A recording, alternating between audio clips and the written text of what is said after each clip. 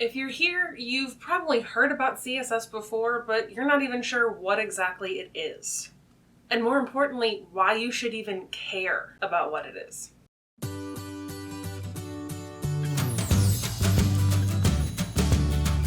Hey there, I'm Danielle, web and graphic designer, bringing you tech tips and tutorials to help you stand out from the crowd. So what exactly is CSS? Well, CSS stands for Cascading Style Sheet.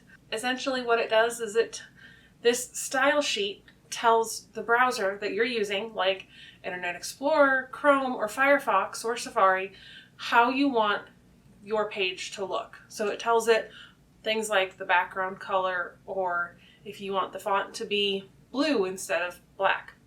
So what CSS does is it takes all the words on your site that you've put on there, and it does some really cool things with it to make it look really pretty.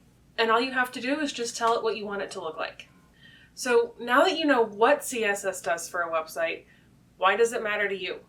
Knowing how it works can give you control over some of those little things that you'd like to change on your site. This means that you don't have to pay somebody every time you need something simple fixed.